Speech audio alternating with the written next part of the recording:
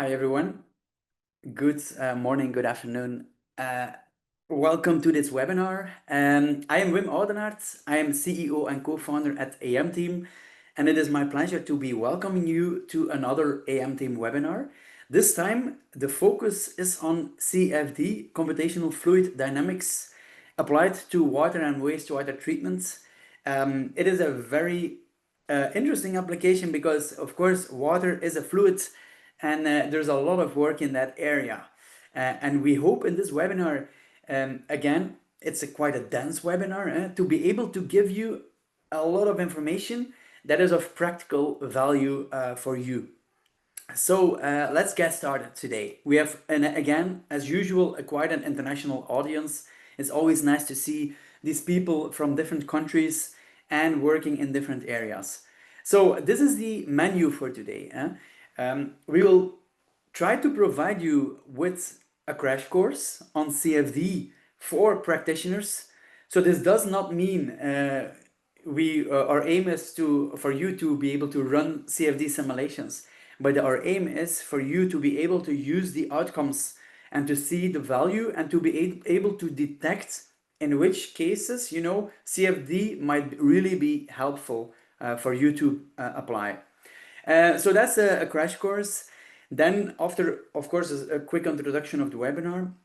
Then we will do a deep dive into a case. It's a case of a drinking water company in Belgium. This is just one example of the many examples.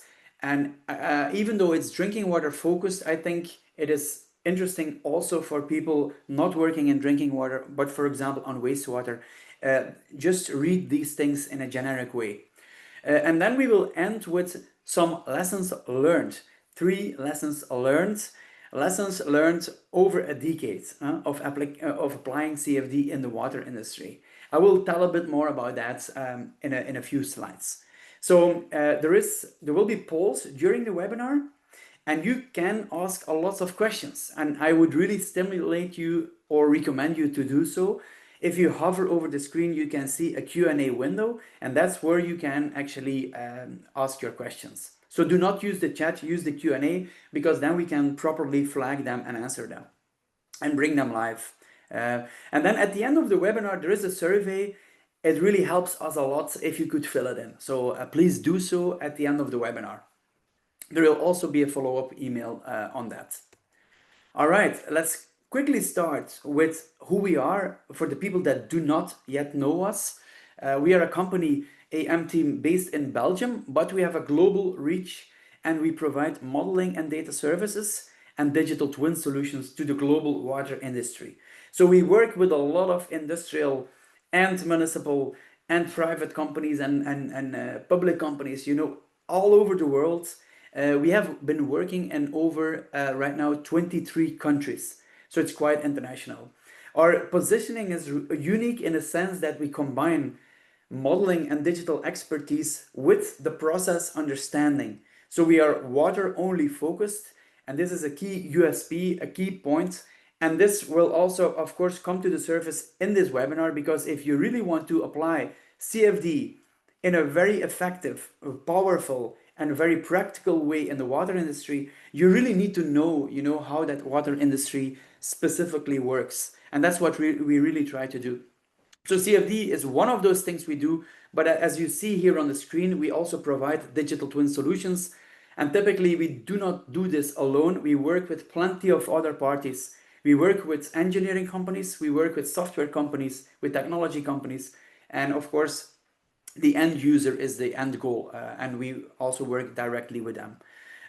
So you see a couple of the clients here on the slides, and of course some of our customers also joining this webinar. So it's always great to see you back. We try to apply a model fit for purpose approach, because in this hype of AI, you might say, okay, AI will solve everything.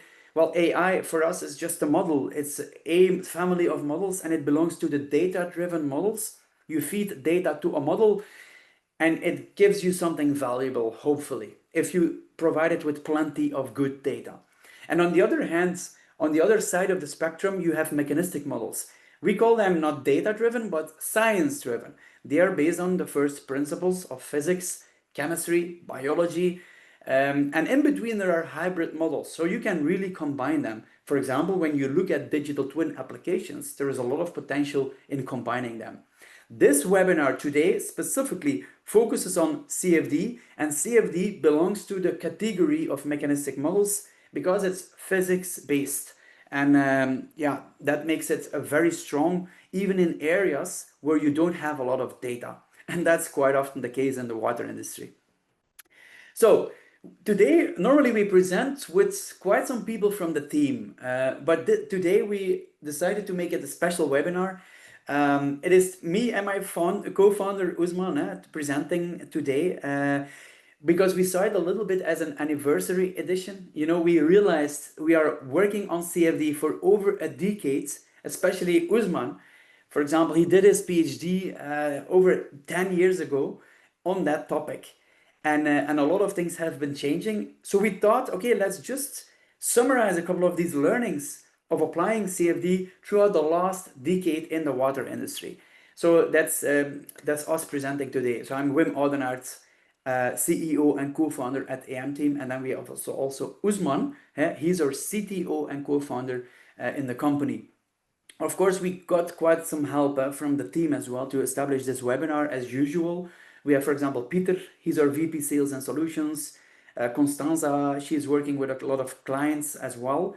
Haroon, he's our content creator and sets up a lot of these webinars. And we have our marketing manager on the Vleeschouwer. So it's always a teamwork.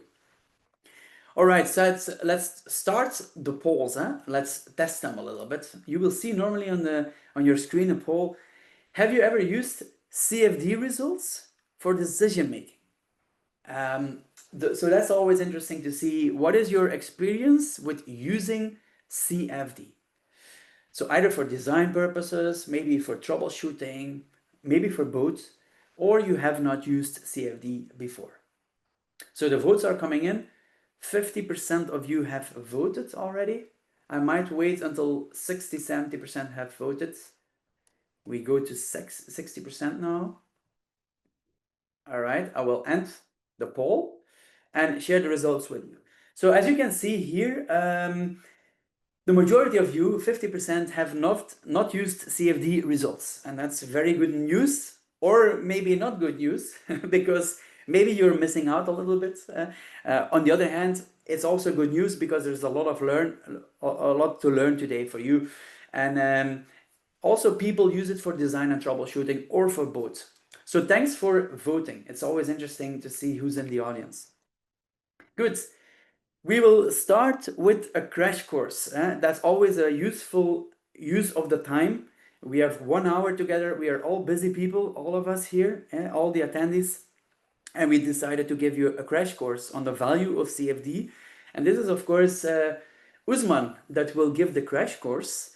And Usman, of course, did his PhD in the field of CFD. I did not do that, but Usman did, and he saw a lot of change. And maybe, Usman, before you start here, I will ask you the question. We founded this business together 8 years ago. You have been working on CFD for over a decade.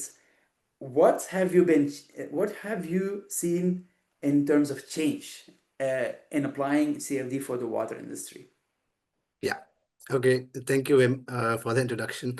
And yeah, it's been a long time, if I look back at it. And I think I started really working in the water sector with the CFD modeling ambitions back in 2012. And I think there are a few changes that have occurred since then. I think one major thing, I think, which is probably known to everybody, is how advanced hardwares that we have now compared to 10 years ago, for example. So that's certainly a major advancement that has enabled a lot the CFD adoption. Second, I think over the years, the adoption has enhanced, and you have more and more use cases now of CFD applications across different applications within water sector. So that certainly has changed over 10 years. What else can I think of? I think is also more and more the needs in the market. So the needs like the water quality demands or energy demands, or capacity intensification needs are there, and that has also led to a lot of CFD application, I think, in the water sector. So a lot has changed, I think, and I think there's still a lot of room to change more in the coming years, and we are really looking forward to all of that happening in front of us. But Yeah. yeah, thank you, Wim, for asking, and I will then go to the next section of the presentation. Okay, so talking about the CFD, so maybe it's a good start to give a little bit of introduction to how you can implement CFD or use CFD across different stages.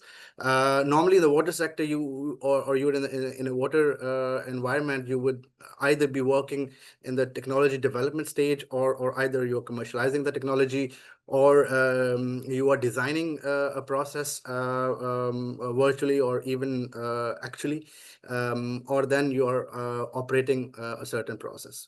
The CFD modeling, in a sense, can certainly help you already with the technology development, where you have to really design a concept, where you have to really you start on, of course, a paper, and then you start testing different things, and that's where CFD can certainly be used in scaling your technology, for example, and accelerating its adoption. Similarly, once you go into the design phase where you actually have to implement and deploy, that's a really detailed designing of your technology and implementing it on a real scale. That's where I think CFD is used as well.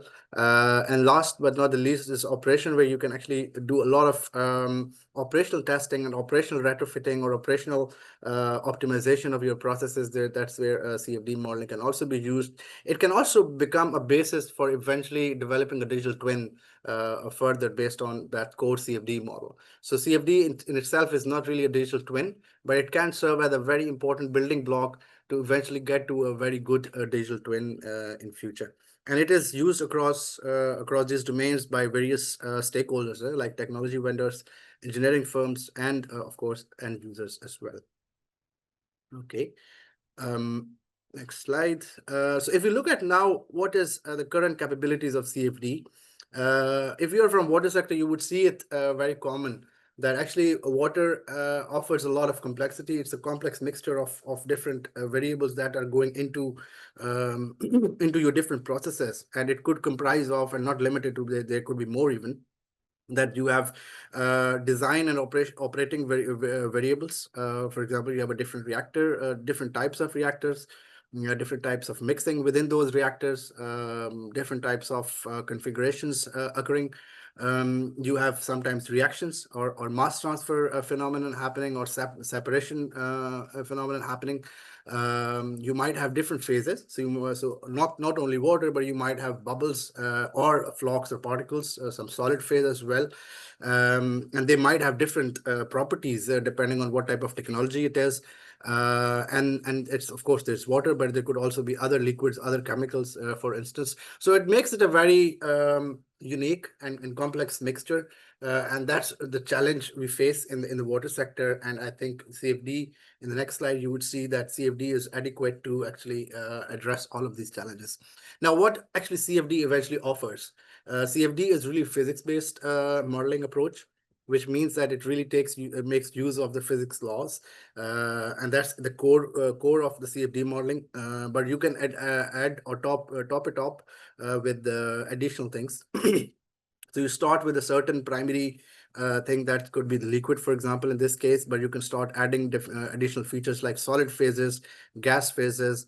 Also, design and operating conditions, of course, are taken into account, and you can also add additional kinetics or other mass transfer or heat transfer phenomena on top of your CFD model. And it could be any combination of them. It could be any one or two configurations altogether working in one CFD model. But what it does tells you that CFD is quite inclusive when it comes to actually handle different challenges of specifically for water sector. So how does actually it work?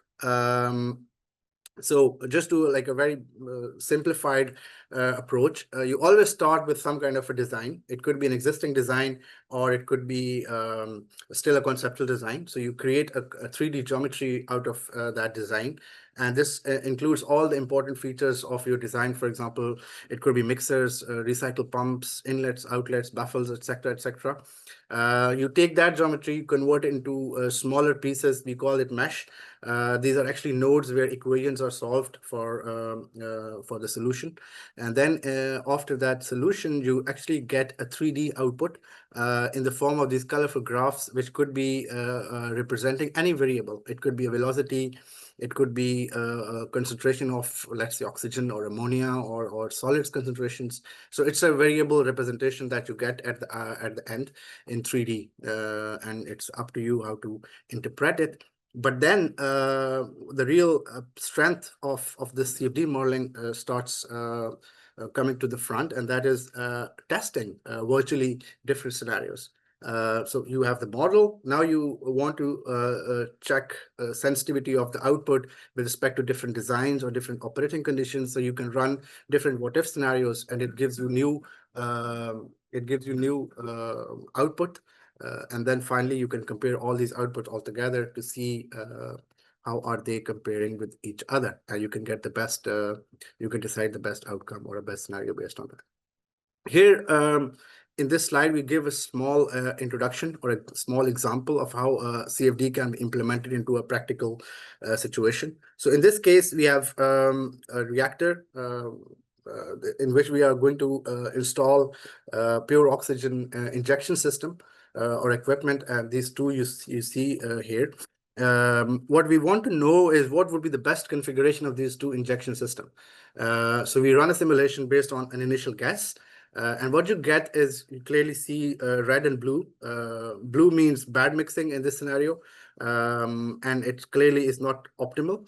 So you would like to change it. So with the CFD, you can make small changes. For example, in this case, you would see we just changed or moved these ventoxels or these equipment by a few meter or like half a meter and rotated them 5 degrees. And now you see it's clearly much better mixed and almost with the same energy.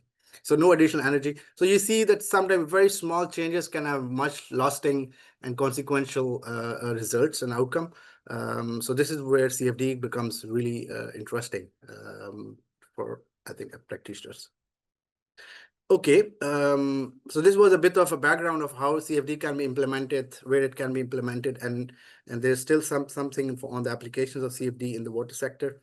Further, you can divide the water sector into different domains. You have treatment, wastewater, and drinking water production, and you also have water reuse. Across all these three domains, you would see that the application of CFD can be attributed to different drivers. For instance, climate change is one of the major drivers. Effluent quality or the quality of water is a major driver.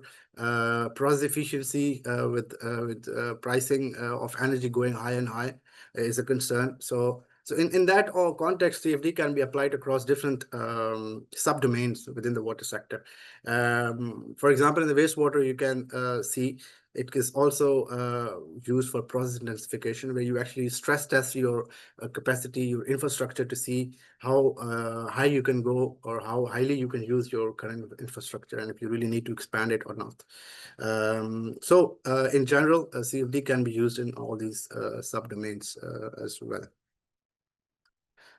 And here we are giving some examples of the applications that we have experienced ourselves. It's still not an exhaustive list. We still have a lot more, but these are what we wanted to show. These are some in the drinking water. You can see there's a variety of applications in disinfection, sand filtration, ozonation, filtration. And you can clearly see that it can be applied across different unit operations. And this is really the strength of and the power of the CFD modeling, that it can take into account all the different variables in a unit operation. Similarly, here are some examples for wastewater treatment and resource recovery. And here you also see major examples, primary treatment, be it or oxidation or P removal, crystallization, secondary settling, N2O mitigation, the emissions mitigation from bioreactors, for example. So CFD is quite powerful and useful across all these different applications, and that really demonstrates its usability in the water sector, I think, quite holistically. Okay, so we are on to the next question, but that can go to Wim, I think. All right, thanks, Susman, for the crash course. Was plenty of information Yeah. in a short time frame. I think, I hope it's useful for the people to get the overview of why are we doing it and why, what are the applications. So this brings us to the next poll. Which challenges do you think CFD can help tackling? What would be the most interesting ones for you? You can actually vote multiple answers here. Uh, is retrofitting existing assets, optimal design of new assets, maximizing performance of the assets, or carbon footprint reduction, for example, or cost saving?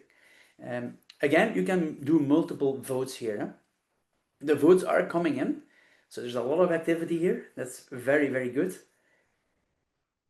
All right, I will give it a few more seconds and I will show the results. I will end the poll now. Okay, share the results. So here we see the outcomes. Performance maximization, quite interesting, and it makes a lot of sense. When you look, for example, at Europe, where since recently, when I zoom in into the wastewater fields, we have new regulation. Yeah, the key question is how far can we go with existing infrastructure? That is one key question we already have. On the other hand, when we look at drinking water, there are a lot of population dynamics. There are a lot of changes to anticipate when you look at production. And that also has to do a lot with maximization. So, but on the other hand, design of new facilities for sure, and cost saving and retrofit. So it's almost everything that is important to you. Okay, thanks for voting. All right, this brings us to a case example to make things very, very concrete. For the people that are not familiar with these types of technologies or with drinking water, for example, it might still be interesting because you will learn a little bit more about it. But on the other hand, everybody here just see it as a generic example, okay? Try to look a little bit high level instead of just fixating on the details. If you're not too familiar with it, we will also try to make it a little bit generic, of course. So this is a case we did together with our customer Waterlink, which is a drinking water company in Belgium. And I want to acknowledge Sven Kempeneers here because I even got a meeting still with him yesterday. He explained me a lot of details about this case because they are continuously following up. And of course, we have already quite a long collaboration with them. So Sven could not be in this webinar today. He would have loved presenting, but on behalf of Sven and Waterlink, we are gladly presenting this case. So they are a drinking water company in Antwerp, Belgium. So it's the north of Flanders. You see the border with the Netherlands here. You see France here at the south of Belgium. So we are talking about this region. And they actually produce water, drinking water from water that originates from the river Meuse. Yeah, so that's a major river that is flowing through Europe. And this goes through the Albert Channel here. That's a side arm, let's say, of the river Meuse. And here you have the production of the drinking water. So at one of their facilities, the southern production called, the southern production, that's the one you see here at the south. They produce the water from another side arm here, which is called the Neta Canal. It's quite a big facility, 300,000 cubic meters per day, and they use surface water as a source. When you zoom in a little bit, you can see that they have plenty of basins. So this is the channel and the water flows through different surface water channels, like surface water basins. So there's a lot of buffering happening. One of these basins is the biggest one, which is the Eekhoven Basin. And that's what you can see here. And you can also see the volumes of these basins, and you can clearly see that Eekhoven is one of those biggest. It has a capacity of 2.6 million cubic meters. So it's quite a big storage basin. It does multiple things. It is a storage, but it also does stabilization, the peak shaving of quality. Okay, so that's happening here in this basin. Now, there were a couple of risks or problems they would like to avoid, Waterlink. And what exactly is that? When you look at that basin and you do a temperature measurement as function of the depth, so here you can see the surface, Yeah, that's the red curve, and you also see -8 meters under the surface. That's the bottom. So the basin is more or less 8 meters deep, and you can see there is a huge temperature gradient. Yeah, many degrees difference here, especially when you have summer periods, spikes of very hot temperatures near the surface, and this leads to very low temperatures or a huge gradient, let's say, near the bottom. And this ultimately also leads to an oxygen stratification. So here we see a similar graph, but for oxygen. And you can clearly see that near the bottom, you have quite low oxygen levels. And of course, at the surface, they are higher, yeah, because you have more interchange and mixing. So per se, this is not directly an issue. However, the problem is that low oxygen levels in surface water drive the release of orthophosphate. So that's a form of phosphate that is the most readily available for algae growth. And if you have algae growth, that is a risk because you can, of course, have drinking water quality that goes down. On the other hand, you also want to avoid blue algae. Blue algae are specific species of algae, and yeah, they can potentially cause way more harm. So they want to avoid this, and this was clearly something that should be tackled. So this is the picture of the basin. You can see it here. It's a very big one. And we started with what Usman explains, a geometry. So we created a geometry based on data they had. For most of these basins, by the way, they have these bathymetry data. It's 3D depth data. We have modeled quite of these basins, quite a lot of them, and you can see that we can create nicely a geometry based on that. Here you see the scale. So it's almost 1 kilometer in length. Um, to start with, while we used models, we didn't validate the model again because, again, we used an established CFD model tailored for such applications that was already validated or developed years ago. This is where you see one of those examples. It's in northern Netherlands. It's another basin. And for example, you can see some of these validations when you look at this plume here predicted. It's really matched with the plume we saw in practice. So this was an aerial, more of an image type of validation we did in that basin. This is a plume of calcium carbonates because they do softening inside the basin. But also you could see that the velocity measurements versus the model predictions were quite accurate at various spots in the basin.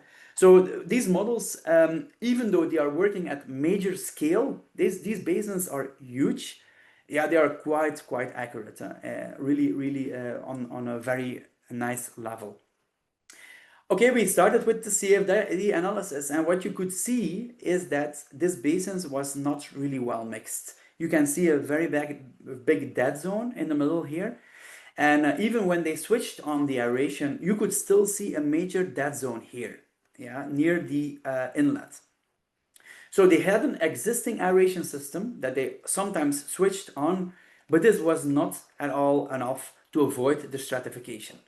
So this is, again, these images you see here, and you clearly see when the aeration is off.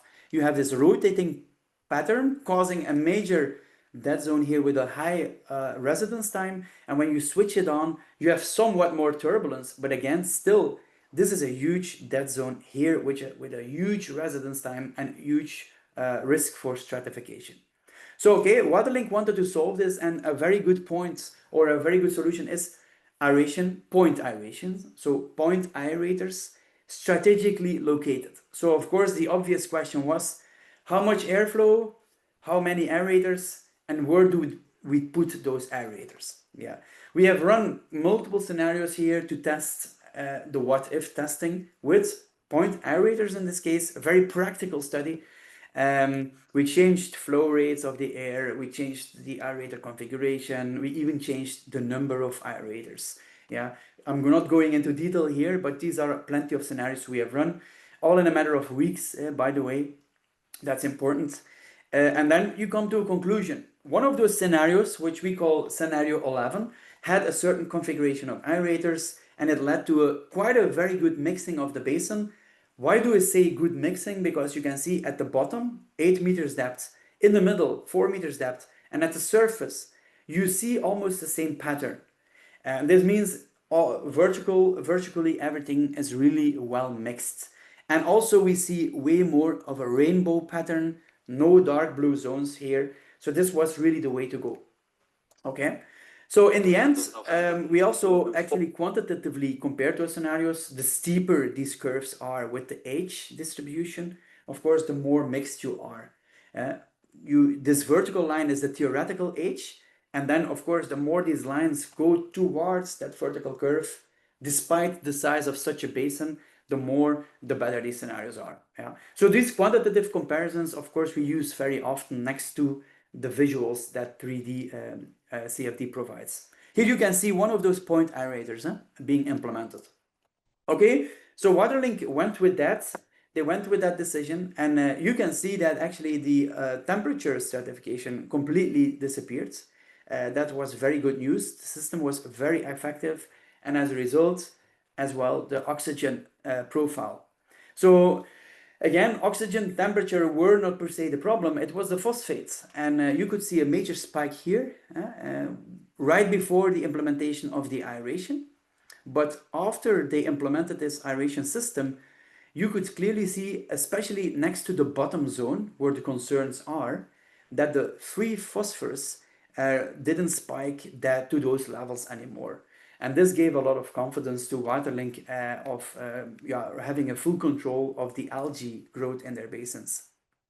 And ultimately, it also manifests in very low measurements. For example, in July 24, this is very exceptional, in very low levels of algae.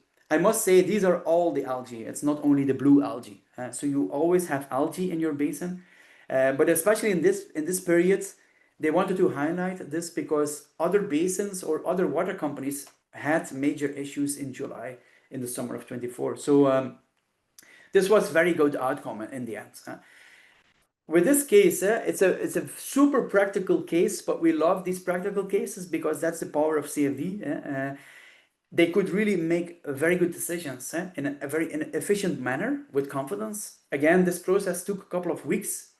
The water quality improved. So the result was very good, and also they could minimize the number of aerators and minimize the airflow needed. For example, one of those scenarios had an airflow rate that was almost double of the airflow ultimately applied, and we didn't see a big difference in the mixing, you know. And without CFD, of course, it's very difficult to know that. And of course, without CFD, it's even more difficult to know where to put the aerators. Yeah. We have seen cases where aerators were put in basins that even caused a negative impact because they create certain dead zones. Yeah. So this was a very good example of a CFD usage to avoid issues and to avoid risks when you go to long-term operation. Because these infrastructure projects, of course, they have to last for many, many years and often decades. Even today, Waterlink is using those outcomes of the CFD to do the sampling, which a drinking water company actually regularly have to do. So they sample in the worst case zones, and if the worst case zones are good, they assume the whole basin is fine. Okay. So I'm just going to check the Q&A quickly. Okay. So if you want to ask some questions, now is a very good moment. We are going to the second stage of the webinar, and if you now ask your questions, we can then address them after this section. Okay, we will come back to I will come back to Usman now. Usman, I will give the floor back to you because you can start walking us through a little bit the lessons we have learned after a decade of CFD work. So Usman, here we go. Yeah. Thank you, Wim. Yeah, it looks overwhelming. If you look at the CFD, the power of it, and it looks complex sometimes. And when you want to learn a certain outcome from the CFD, it also is not sometimes very straightforward. But based on now last 10 years, over 10 years of experience with dealing with different type of applications, dealing with different type of questions and challenges in the water sector, I think we have modeled over 100 facilities in the last 10 years or so, which due to which we are able to gather a lot of experience and knowledge. So we can kind of conclude into three major lessons, and one of them is now, Wim, if you can go to the next slide, is the number one lesson that we would say is, when it comes to CFD modeling application at a full scale facilities, or like real life applications, you always start with a problem, and not with the model. Because why do we say it? Because the model can do 100 things, and you have to tailor it to what actually is the problem, and you have to tweak or reduce or complicate your model depending on what is the question at hand. For example, here we give two examples. On the left side is a basin example that just Wim showed as well. Normally, there's a because it's a huge surface area in the basins. There is wind present, and that causes a wave formation at the top. Now, if you go from a modeling perspective, you might want to include that wave formation on the top in the model, because you might think it will be causing certain kind of mixing inside the basin in the vertical direction, also in horizontal, of course. But when it comes to really modeling, you have to see what is the impact on my decision. If your decision is about looking at the different mixing options, or different inlet locations, or other things which have no direct impact from the wind, or you can see relatively, you don't have to consider the wave formation, because it will overly complicate your model. So that's one example where you reduce the complication, because it will just simply overcomplicate. In another case, this might not be the only approach to just simplify, but rather sometimes you have to add additional complication, which is very important for certain applications. For example, looking into bioreactors, if you have to look at on the right side, if you look at the bioreactor mixing, it is very important to differentiate between a pure water and a wastewater sludge mixed liquor. A mixed liquor can have a very different properties when it comes to rheology, like can have a very different viscosity, depending on the TSS of it, or density, depending on the solids that it contains. So you have to include it, because otherwise you will be over predicting the mixing, because water mixes really fast compared to a sludge. So the message here is that you actually have to have a model fit for purpose, and it can be sometimes simplification, but it can also be sometimes the other way around. You have to add certain complications to make it fit for purpose and link with your objective. So that's, I think, a major lesson. Going to the second lesson, CFD, what we have learned until now through this presentation is that CFD can play a major role. But sometimes it can happen that because there are different stakeholders involved in a certain project or in a study, that's everybody might think that if CFD would be needed, somebody would say it. And due to this, there's like lack of, let's say, initiative that can occur. And that's something we learned that you have to really avoid. And doesn't matter in which framework you are inside a study or a project, be it a technology vendor or engineering consultancy firm, or an end user, you have to take the initiative or see the opportunities to improve your modeling outcomes based on CFD modeling. It can be different value for different stakeholders. For example, for technology vendors, you might have like minimal time to market for your technology, for example, or for engineering firm, it could be de-risking your project so that you can take much more informed decisions on certain design things. But also you can differentiate by offering more CFD modeling together with your other offerings. For end users, because end users are really looking at the outcome of the project. So for them, mostly it's optimal treatment. Effluent is very important, efficiency and emissions. They also want a certainty. They don't want to take a wrong decision now, which they will have to live with for the next 10 years. So they also need to really look into certainty in their decisions. So end users can definitely benefit from the value of CFD. And also CAPEX, just the example that Wim just gave was improving the mixing in such a huge basin, and you can end up spending a lot of money to mix such a huge basin. But if you just do a well-informed decision based on CFD modeling, I think you will have a huge potential to save a lot of CAPEX as well. And one last very important, I think, need, which maybe is across all the stakeholders, is the digital twin development. We believe The CFD modeling forms a very sound foundation to develop a digital twin further. Because digital twin needs to have a very intelligent core, and CFD modeling does provide that very intelligent core for a digital twin. So I think it's really useful for all these stakeholders. Okay, so here we are giving a couple of examples. So in this case, we are giving example of a situation where CFD modeling was initiated during a project by the tech vendor. So here is example of Veolia Technologies where they deployed their technology on wastewater treatments. One is chemical reactor, advanced oxidation reactor on the right, and the left is I think the bioreactor. In both cases, they wanted to once they were deploying the technology, they wanted to optimize based on the water matrix of the treatment facility. They wanted to optimize the design, and we use CFD modeling to really optimize things like baffle distances between the baffles, or number of diffusers, or inlet configuration. Such things can certainly be improved while you're deploying your technology. Because sometimes what can occur is that you and your technology works fine, but just for that particular water matrix, you have to still adjust or modify certain design features so that it can be tailored to that certain water matrix. Okay. This is an example where an engineering firm, Black and Veatch, consulted for helping on designing an aerobic digestion reactor. And we were looking at how we can optimize the mixing inside that bioreactor based on different recycles that are coming in, at which angle they are coming in. But this is an example where it was initiated by the engineering firm. They were tasked with designing and operating this bioreactor, and CFD modeling can help them taking the well-informed decision on how to do to configure these recycles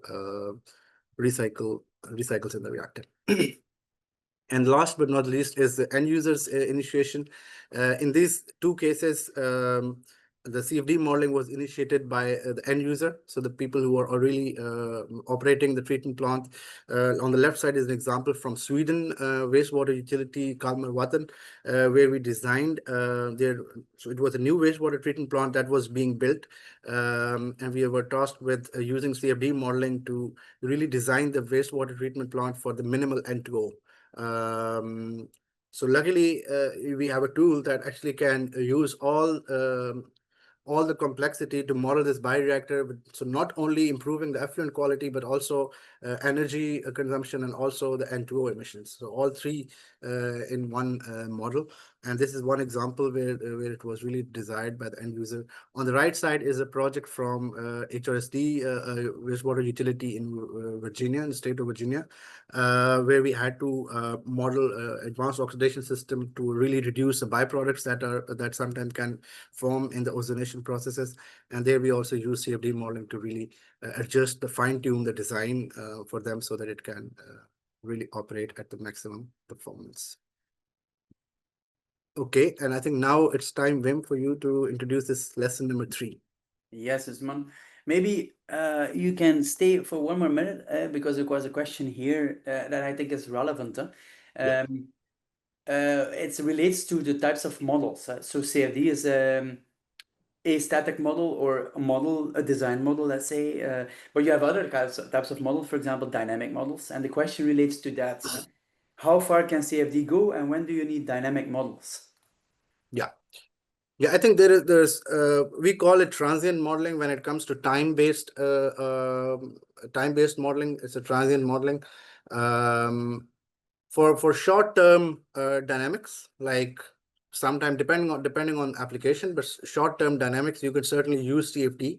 But for long-term dynamics, like over days and months and years, then it's the dynamic flowsheet models that are more relevant for the application. And when we say digital twins, and actually that is what we mean, we start with a CFD model and we translate it to a dynamic model, which can be run real time. But these are just two different applications. CFD is mostly static and for short-term dynamics, whereas the long-term dynamics are modeled using the dynamic flowsheet models. Mm-hmm. Yeah. All right. Thanks. All right. This brings us to lesson 3 on the business case of CFD. It's multidimensional because an obvious one is cost. When you look at business case, however, in many instances, there's a way more that is important. On purpose, we have put risk minimization at the top here, above costs, because that's a major driver. We are talking in the water industry typically about major infrastructure projects and installations or decisions you take that have to last the coming 1 or 2 decades or even more. This means you better make sure you know the decisions you take today that they will not backfire afterwards. We have seen examples where people needed to fix a design, for example, afterwards. And this is very, very difficult at full scale. I think everybody that has experience with full scale operation knows this. And you emptying a tank, for example, is not too easy. So risk minimization, and that's really for all the parties, technology vendors, consulting, engineering, end users, is a major aspect. CapEx, OpEx, we gave you one example of Waterlink, but that was not the main driver there, cost saving. But we have for sure other examples where this becomes such an important aspect that you cannot neglect it, that it becomes the number one gain, let's say, OpEx, CapEx saving. And CapEx in design stage, operational expenditure in existing facilities, or proactively in design stage. And then you have maximization of the opportunities. What do we mean with this? Before you extend or upgrade, we have plenty of customers that do a CFD analysis to make sure they can squeeze the lemon of their existing assets. And we have had examples where a plant upgrade could be postponed because the existing facility was not optimally used. So this is very powerful as well, quite low hanging fruit, revisiting a plant that has been operating for quite a couple of years. Process performance, carbon footprint, the example Usman gave, we have a major growth in projects around nitrous oxide, for example. That's the scope 1 emissions from wastewater, the major ones, super important.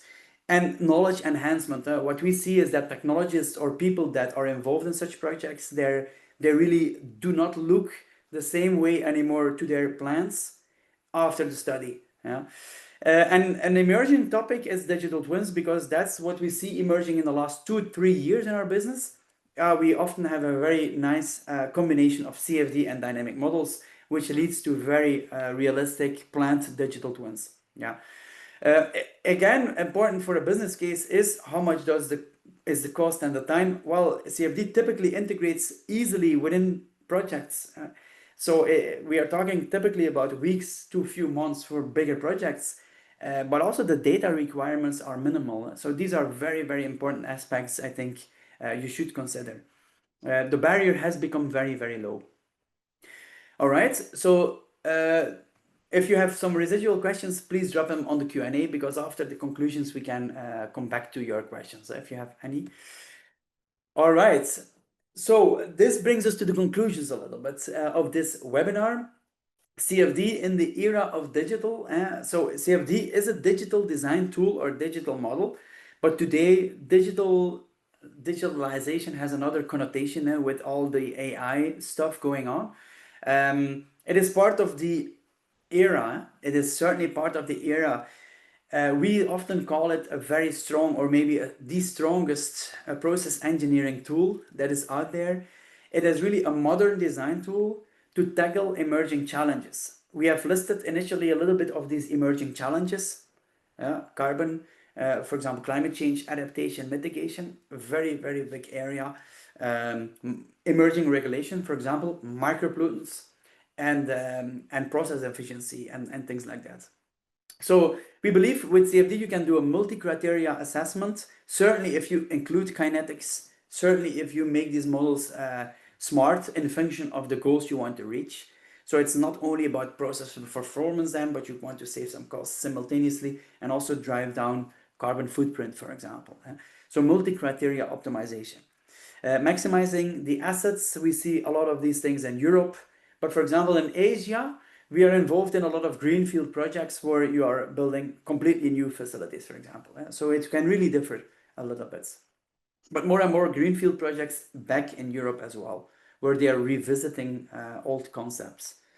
Yeah, and the link with digital twins is something we use often when we are doing CFD anyway. We really try to recycle those models to the operational stage, to the operational digital twin stage. Okay, and this brings us to the three key lessons learned. We have way more lessons learned, but three we wanted to bring forward today. It is the model fit for purpose. Do not overcomplicate, do not oversimplify. And we try to do that with AM team by really knowing how the stuff works in the water industry and by only focusing on that. That makes decisions there very easy. And that's actually the responsibility of whoever is doing CFD modeling to make those calls in function of the process needs. Someone should introduce CFD because very often or too often we still see it happening that major infrastructure projects are taking place and CFD is not playing a significant role, and that's a little bit a missed opportunity when you look at the lifetimes of infrastructures. So don't count always on other people. I think it's a teamwork, the parties involved. Please just be critical and assess if it should be included. We are more and more proactively included in big projects from the design stage onwards already. That's very good, but for sure it can be better and more. And then there's a multifaceted business case that goes beyond cost saving, way beyond that. And risk is one of those areas where we see a lot of value. Okay. So we have a lot of additional resources. This is one webinar, but you can really watch a lot of these webinars on our YouTube channel. This is the link here at the bottom. But you can also read a lot about the cases we publish. For example, a recent CFD case with DC Water in the US. We have published on our website. You can download the PDF, you can read it. That's about a major retrofit at the Blue Plains plant. So that's actually the biggest advanced treatment plant in the world. We did some CFD work there. You can read about that case. That's and again a very practical CFD case. Okay, so for the people that need to go now, I want to thank you for listening. We still have